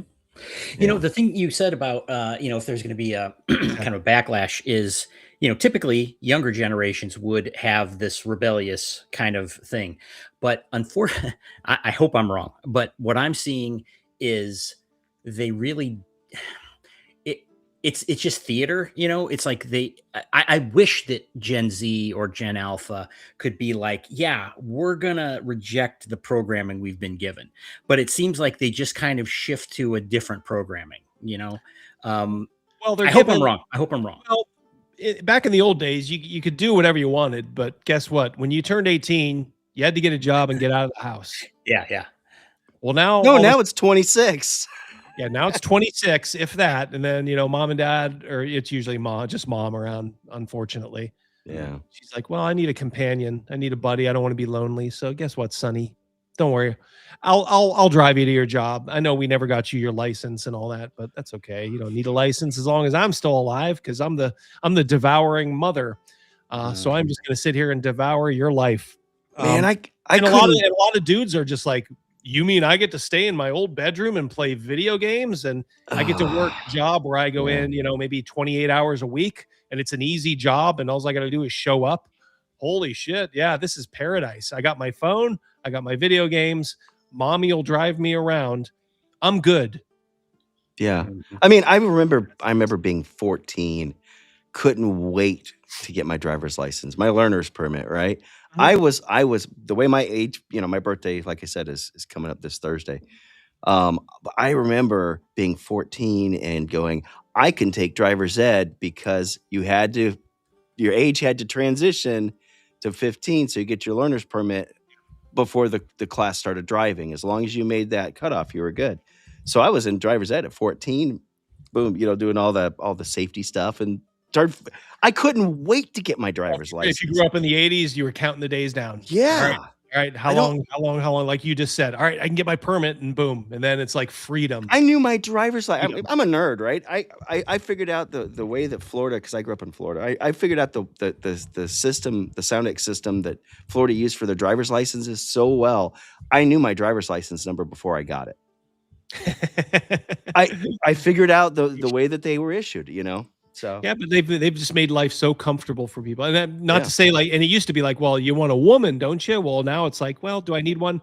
I can go onto the hub if I need, any yeah. of that, or I can just if I really need to OnlyFans. have contact, personal contact, yeah, I'll just get an OF subscription. Hmm. It's not like I got to pay rent or a mortgage or anything like that or a car payment. I'll just go to OF, and it's a sad state. And men are not, blameless here. Men need to stick around and kick ass, when especially their sons are acting like this, but a lot of them, a lot of the mothers just make that impossible. So Yeah, yeah. And here we go. Check out your channel. Yeah, so some of the older channels, they throw the slash videos on there or whatever. It does something weird to Jason's when I put a link in there too. But there you go. Diversity Dragons. Yeah.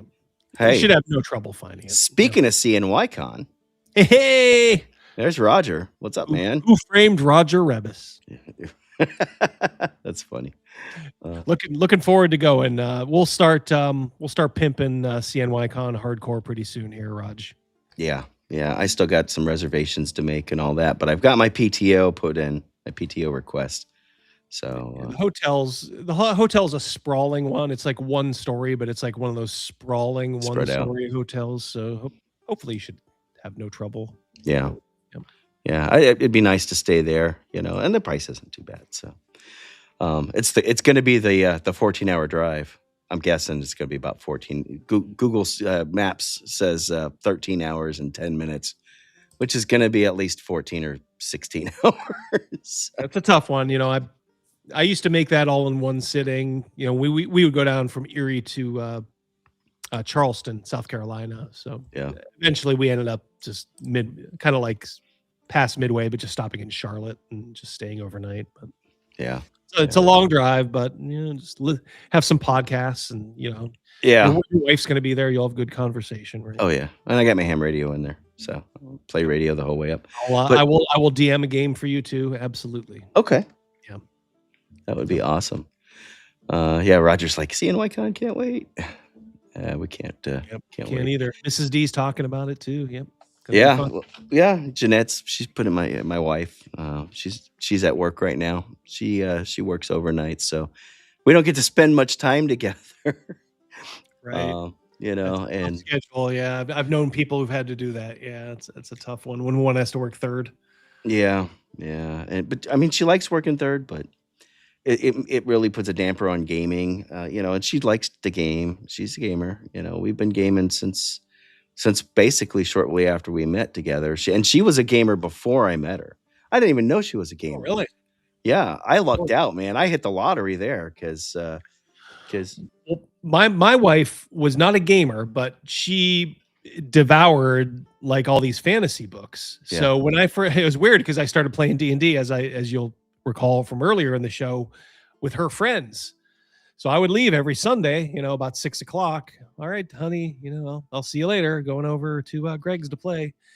And after a while, she was kind of like, hey, could I ever play this? She's like, I read all, she's like, I love Tolkien. I love, fantasy, all that stuff. And I'm like, probably. I'm like, are you sure?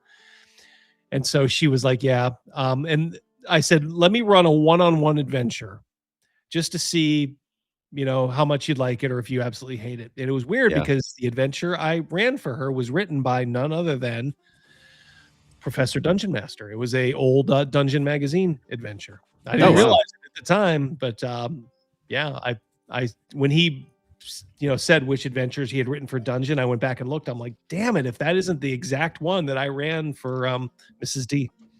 Rest is history. She started playing with us then, and other than some break time when we had kids, she's been playing ever since. So the upshot is you were able to merge those two key interests of your life into one. Women and role playing. Yeah, right on. Yes. Yeah. Yeah, and it's mostly been a pretty good experience. Like she knows she doesn't really get any special treatment. In fact, sometimes I go a little overboard the other way. I'll be a little too hard on her. But yeah, it's been a good experience. Well, you don't want to show favoritism for her, right? So no, but keep in mind we've been playing together for 25 years now. We're all pretty good friends. Like Crazy Mouse, he and I were both like godparents to each other's kids. Like right. Rogan's wife and my wife are best friends, and of course Rogan's, in my inner circle. And then, the other one, Scott, aka Gavin Morgan, that's the one I've known since 1982. We've been gaming together a long, long time. And a couple others in there too. The newest one of the group is my buddy Zolt, who I just met about 8 or 9 years ago. But I can kind of tell when somebody's going to fit in, and he fit right in. Right. Because we've tried to bring a couple people in here and there, and it just didn't work out. But we kind of felt each other out as far as that stuff goes. Like he had a real appreciation for old movies, and he liked all the stuff we did. He's a huge Ravenloft guy, so I'm glad. One day I just said, "Hey, you want to game with us or not?" And he's like, "Yep." So yeah, I'm in more of a rural area, and it's like so Hungar, right? And yeah. James. I've never met James, but my wife has because she used to make subs for him at Publix. Oh, really? And Hungar was one of my she's players. A bartender. She's got it all. Well, she was a assistant deli manager for Publix. I don't know if you ever heard of Publix or not. They're really big in the South, but they're from Central. They're from Florida. Yeah, and they have the best subs you can get. Kind of like Wegmans up here. Wegmans is like a prestige grocery store up here. And yeah. They're not a big chain. They're a chain, but they're not like, they're not like Kroger. They're not nationwide or something like that. But they're growing. I mean, they're in Alabama. They're here in Tennessee. They're pushing into Kentucky, and so, yeah, they're a little like an upscale supermarket. Yeah. Yeah. Oh yeah. Definitely upscale. But but she but Hungar was actually played in some of the games that we were in. We either played together or he was in some of my games. So it was like when I realized who he was, and then I know James's wife because she was like the girlfriend of our roommate at the time. And it was like small world, Yeah, for sure. And now Hungar's up here near me in East Tennessee, right? So you guys game together? I'm hoping to eventually. Yeah. I'm trying to put. I think I mentioned this to you. I'm trying to put together like an OSR, an OSR adjacent kind of focused con.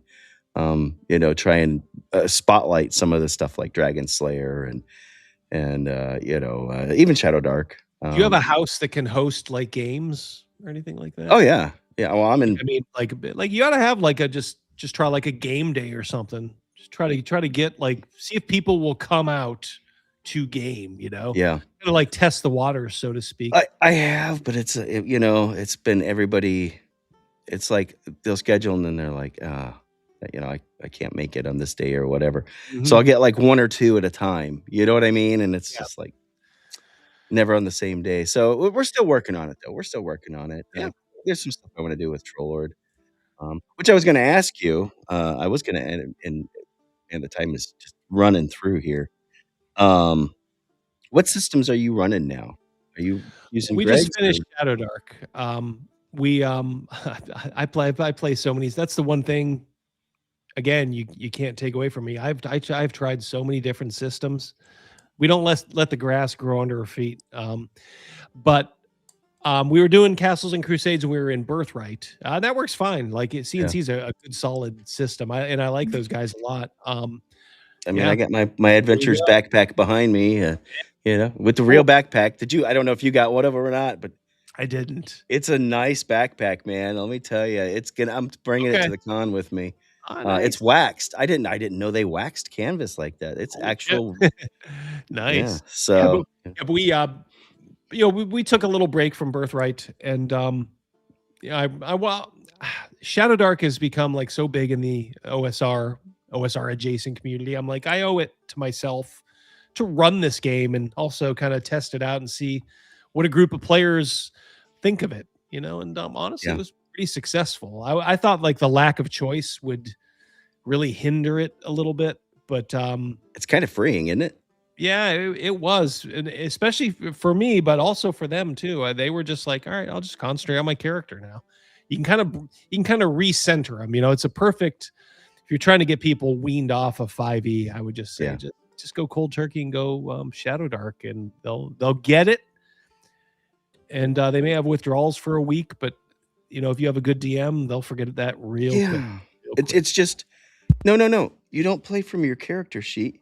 You can do whatever you want. Tell me what you want to do, and getting rid of skills is a huge thing. I've noticed, like, because it was becoming a crutch. Like, I roll a perception roll. I'm just spot hidden, and it's like, after a while, you're kind of like, no, just what are you doing? Here's what it looks like in front of you. You got bricks. Right. Are you're looking for a brick that's loose? Are you looking for one to push in? Tell me what you're doing. And it's kind of,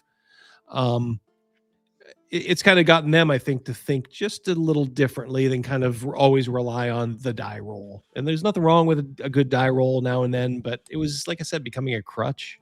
Yeah.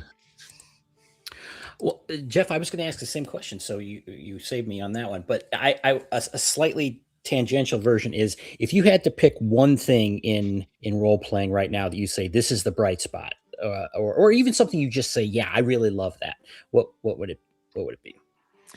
Well, I think there is a lot of good third party like OSR stuff out there, or OSR adjacent. I think that's something bright, and honestly, like something like Shadow Dark is bright, and I think the success has rubbed, maybe some people the wrong way. And I do understand that, and a lot of people are like, well, she's successful because she's a woman.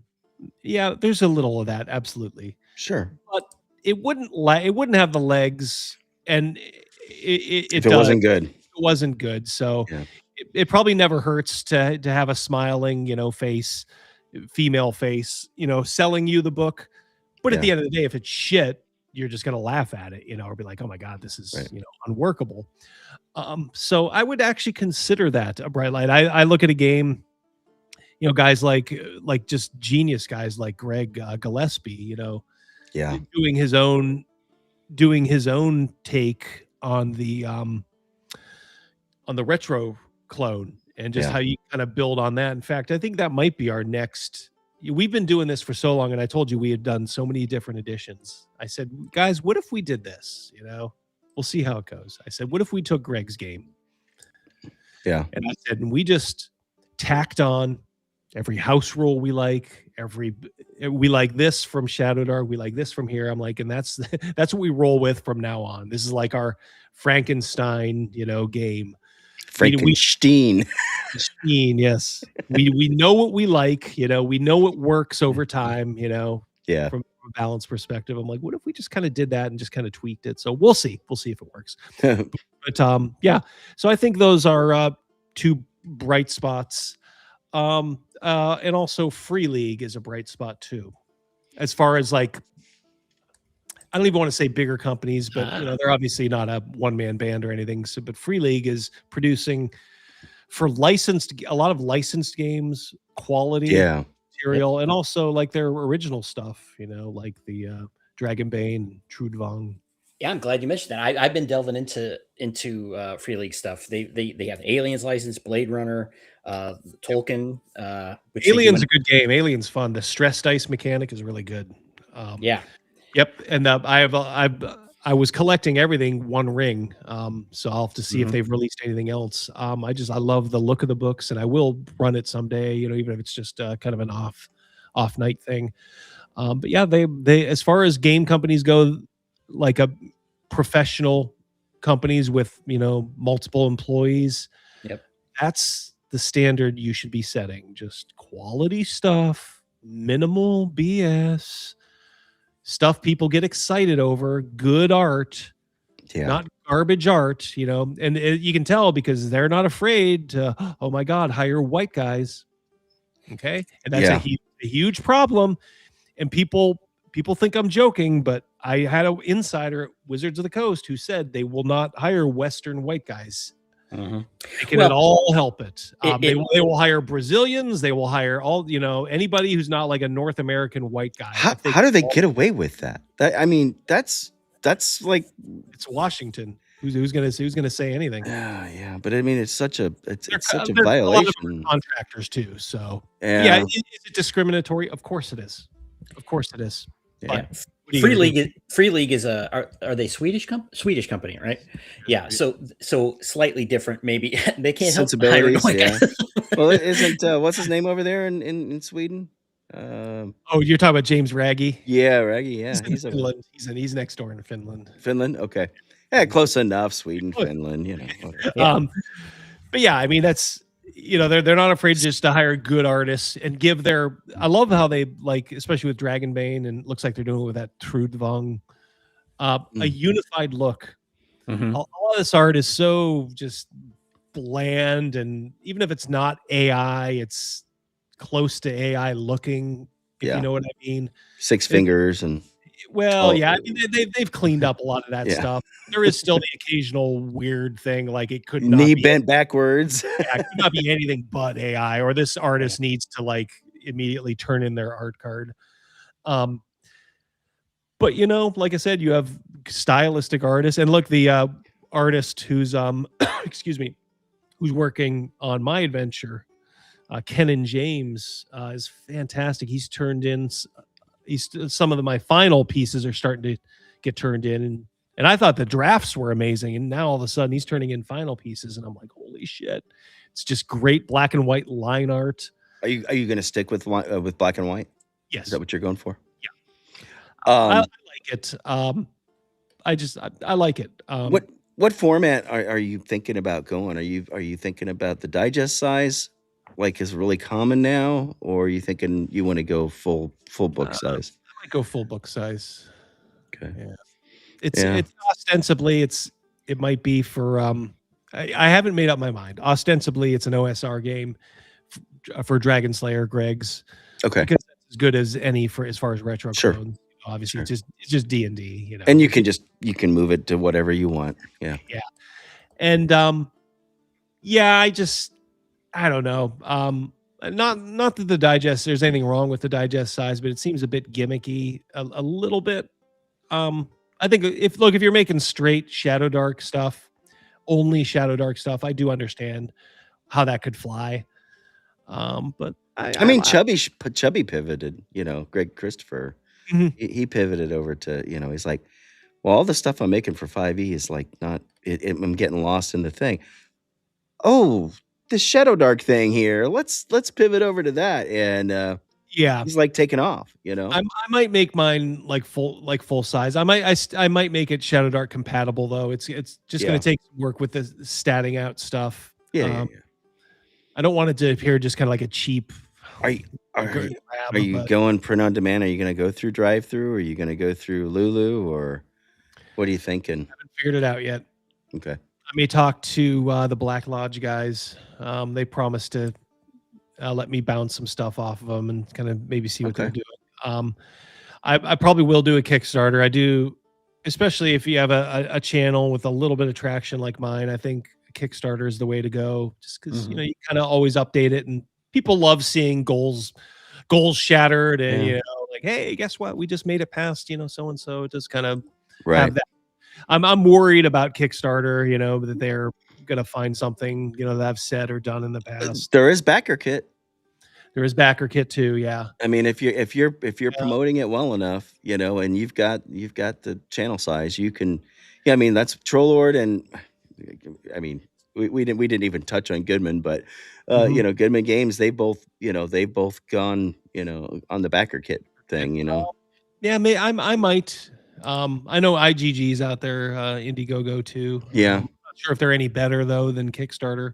I've heard differing things. So still a lot of stuff. I'm just putting the finishing touches on, the right rewriting essentially. So when are you I, looking at later this year, early next year, something like I'm that? hoping in the next couple months Okay. to launch it, because I'm that close to being done with the actual writing. Then it's just layout, and I do want to do layout myself because I want to teach myself how to do the layout so I can just put out products in the future. Uh, If you haven't look if people like it, maybe they will, maybe they won't. I guess we'll see. But if they like it, there's no reason I can't produce stuff. I have a lot of experience as a DM. I think I know what people who might be apt to like my channel might like. Like, look, yeah. I think there's two like extremes out there. Like you got the James Raggy, like, hey, guess what, kids? This is Winnie the Shit here. This is a really gross game. There's a stuff crawling and slithering down. And sometimes people are like, okay, really? And then you've got like, hey, we got food festivals over here. And you know what? The rub in this adventure is it's a cooking contest. Who can make the best latte? I'm sitting there thinking, like, I think there's a nice audience for the down the middle, traditional, Yeah. Kind of fantasy sword and sorcery fare. Yes. Is it going to break any new ground? Maybe not a lot of it. But there'll be different takes on it. And will it be enjoyable? Will you be able to use it for your campaign? Will there be just enough there, to make it worth your while? I hope so. So we'll see. That's the kind of stuff I want to do because it's the stuff. And you're not making a system, right? You're making adventures. You're doing settings and stuff like that. Game systems now, boy, I think it's saturated. Yeah, it's a lot of saturation. Most of the retro clones, I think we're getting pretty set there. So you better have a really good take on it. And who knows? Maybe you do. Because like you can take a game like Hyperborea and Dragon Slayer.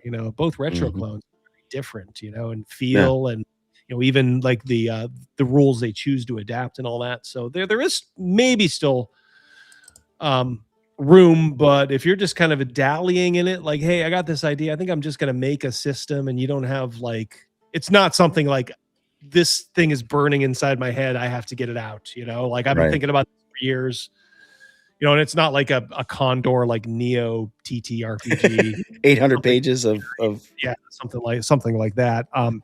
But I would much rather service what works, and just kind of do that. I think that there will always be a need for that because there are always going to be DMs out there who are short on time. Just maybe they don't have the chops to just spontaneously do a lot of stuff. And they're always going to be looking for stuff that they can kind of finagle into their games. And to me, that's a good market. So I'm willing to test the water, so to speak. So we'll see. I'll tell you this, this isn't, like I said, some cheap cash grab. I've actually, kind of run this, adventure I'm writing, it's a little different than when I ran it, but I'm thinking a lot about it. I think it'll be good. It's kind of a wilderness adventure.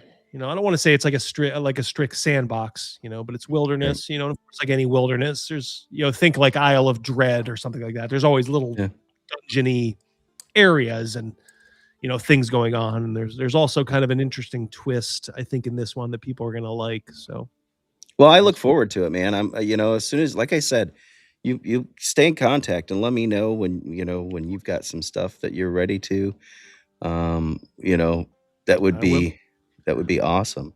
Call in a lot of favors when that thing. Hey, that. Guys, we're all here. Yeah, call in the troops, man. light the torches on the exactly. Yeah, the beacons have been lit. Yeah, beacons. so Yep. Yeah. yeah, So. so yeah, I'll ask anybody and anybody who wants to promote the hell out of it. Oh, So. I'd love to. Cam, I know you're fixing to go over to another show. What? Yeah, I got my Any? second job. Yeah, your second job. You're slave to Oh, snob man. there. But what's going on? How'd you get Londo to do that open? Dude, that was so awesome. He so we had him on. We had Peter Jurasik on the show Oh shit! on On the our Babylon 5 Babylon show. 5 show. Yeah.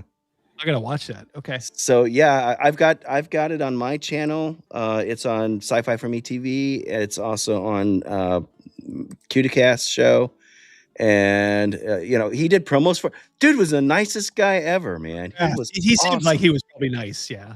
Totally chill. He asked me, it's like, so what do you think? He's like, I see you're a Chicago fan. What do you think about the Bears?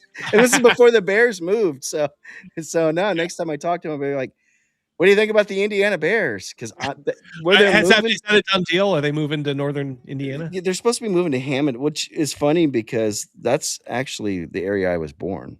Was up in that part of Indiana. Yeah. So That's gotta be up by Gary, right? yeah, my dad grew up in Hobart before it became a bad neighborhood. As went with Gary. Gary went that way. My mom was from Glen Park. My mom's best friend lives in Hammond, which is where they're talking about moving. So yeah, Out of the blue, I heard that. I'm like, wait a minute, really? Well, I mean, look at the mayor. Look at the mayor of Chicago, Brandon Johnson. It doesn't surprise me. Yeah, it doesn't surprise me. Illinois is a shit show. Yeah, yeah. Go to a state that's run like clockwork. And the thing is it's not Illinois. It's Chicago. Yeah, I was gonna say It's Chicago and the rest of Illinois. Yeah, because if it was, because there's so many people. If you took out Chicago out of the picture, it would be a red state. Literally, yeah. It's I've seen the map. Yeah, it's like one deep blue area, and the rest is like shades of red. Yeah. So, but at any rate, Cam, go ahead and promote what you're going to be talking about on that show. Snob has, as usual, come up with a topic earlier today. So we're going to be talking about sci-fi technologies that came true. And that starts in 4 minutes. So I will take this opportunity to thank our guest for coming. It's been a fun conversation. It was great to talk with you. Yeah, we got to do it again, guys. Yeah, man, absolutely. And let me drop a link for Top Lofty here in the chat, and everybody can go check that out. And Double D, man, it was great. I try and get to catch you whenever I can live. Best day is what, the Wednesday? Is it the Wednesday, 7 p.m. Eastern Standard Time? Yeah, that's where you'll see we're live every Wednesday at 7 p.m. Eastern Standard. So, all right, that is awesome. I'm gonna go ahead and roll the credits here, if you don't mind sticking around for a minute, and we'll do whatever after. Sounds good. All right, we're gonna kick it. Where is it? There it is.